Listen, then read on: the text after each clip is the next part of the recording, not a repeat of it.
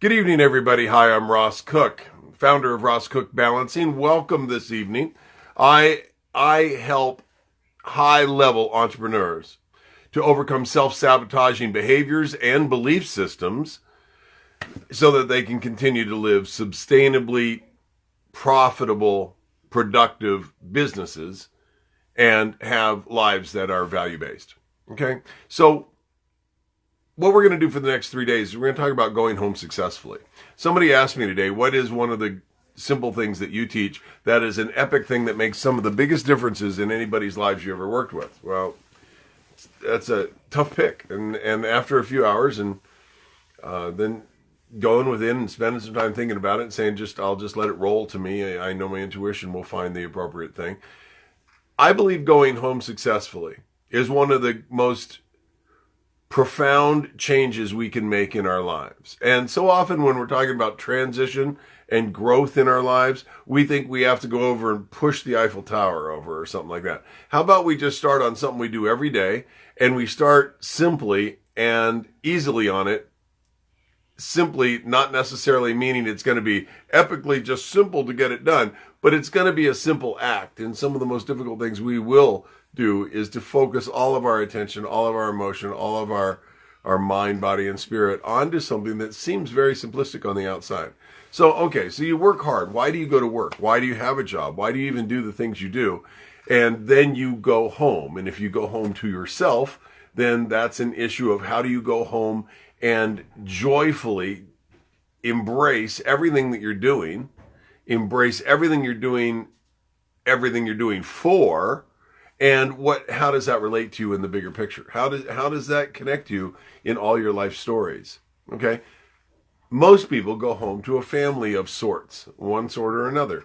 And how do I interrupt my day with the behaviors of my day, change them to the kind of focus and communication levels I'm going to need to go home and share with the family structure, be it a spouse, a significant other, children, whatever. How do I go home and make the absolute best out of that time? After all, that's what you're doing it for, right?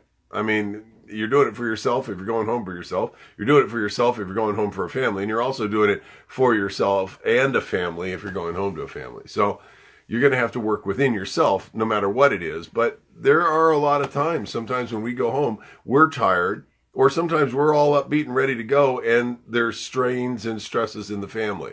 And they can be age determinations, they can be choice determinations, they can be lack of quality communication determinations. And for the next 3 or 4 days, we're going to talk about little things that you can do. The first thing I'd like to say, first element, this is Monday night, element I want to offer is to be silent and still in your wisdom. To be silent and still in your wisdom. What's that mean? It says just look and listen. Well, I'm going home and sometimes I look and listen and, it's because I'm tired. No, I'm going to actively look and listen with all that I am. I'm not going to hedge responses and be ready to just throw the same, A meets B conversations back and forth. I'm going to listen and I'm going to look with new eyes because no more is really needed. No more is really needed. If you can honor the stillness. And now this sounds crazy. Well, what if you're going home and you're feeling pumped up and your family's real enthusiastic, you're going to do something? Is there not stillness in that? There actually is. There actually is stillness in that. If you're really listening, that's an incredibly still place to be while you're listening to others, even as they're excited. And there's a bridge from your active, quiet, still listening to action of conversing and connecting. So today and tomorrow, when you get to work and you get done with work and you do this and that, and then you come home, I want you to actively engage your wisdom. And I want the spout that wisdom pours through your life to everybody you love, I want it to flow through stillness. Not worry, not stress, stillness. Neutral, calm, positive, clear.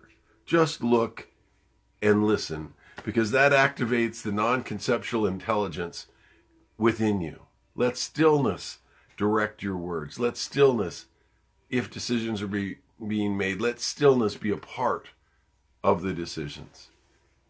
Okay, we need the non-visual, non-just reactionary auditory snap, shallow breath. We need that stuff to quiet down, to give up some of its room to stillness and intention. So tomorrow, it's wisdom, stillness, silence. Okay? To go home successfully. Now, again, going home successfully is a big deal, but we're going to just take it apart a little piece at a time. So you work on that tomorrow, we'll come up with something else later. I'll work on it tomorrow, and I'll see how it plays. We've got an exciting day tomorrow, just really a wonderful day of all kinds of new things happening in my life. And so I'm going to take stillness as a partner with me to see what wisdom it can help me be quiet with and learn with. I'll talk to you more tomorrow. I'm Ross of RossCookBalancing.com. I'll talk to you soon. And until I see you tomorrow, be well and be still. Use your wisdom.